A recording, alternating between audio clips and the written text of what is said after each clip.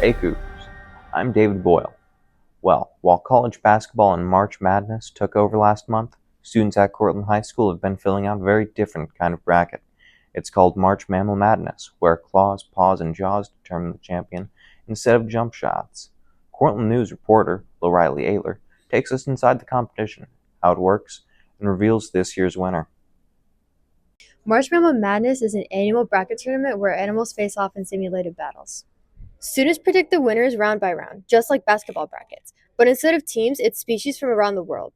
This year's matchup brought some surprising twists. March Mammal Madness was created to combine science, research, and a little bit of friendly competition. Each matchup is based on real animal behaviors, habitats, and survival strategies. Teachers use it to bring ecology and biology to life, and students quickly learn that size isn't always everything. Upsets happen, favorites fall, and sometimes the underdog claws its way to the top. We asked teacher sponsors why they think students get so caught up in the competition.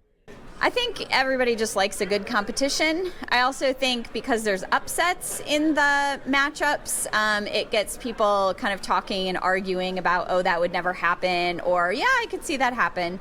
So I think that excites people. It's just something different. Instead of teams battling, you've got organisms going at it. So I think a lot of the students get really caught up in the competition because it's just fun.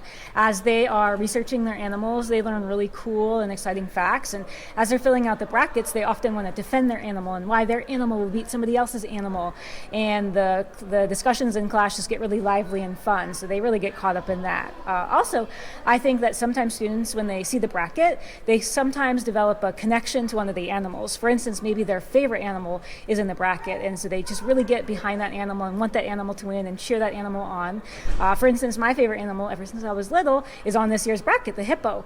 And so, of course, I'm really invested in the hippo and hoping the hippo wins. So I think between those two things, students just really get caught up and want to enjoy it and have fun with it and just part of the whole friendly competition. They want their animal to win. After weeks of fierce competition, this year's March Mammal Madness champion has been selected. Courtland News spoke to them about their winning strategy. It feels good to be the student champion because I wasn't really planning on winning. I was just doing it for extra credit. And my strategy was at first I was just guessing through, and then I got to the final two and I thought about the whale not being in the water, but then I realized it could just flop on top of them and then they would kill the other animal. So I ended up going with the whale. But this wasn't just a competition for students. The staff got into the fun as well, and this year's teacher winner was Miss Callahan. So what does it feel like to have beaten out all of your colleagues in March Mammal Madness, and how'd you do it? It feels really good. I'm really happy because I am actually leaving next year, and so this will be my last year. So I'm really excited that I won to kind of finish this year out. And I think what happened last year, an ocean animal didn't win, and so I was like, I can't imagine a big giant whale not winning. Even if it was on land, it just kind of squish it. So that's how I won, I guess. From fierce predators to surprising underdogs, March Mammal Madness proved that anything can happen when science meets competition. Reporting for Courtland News, I'm Riley Ayler.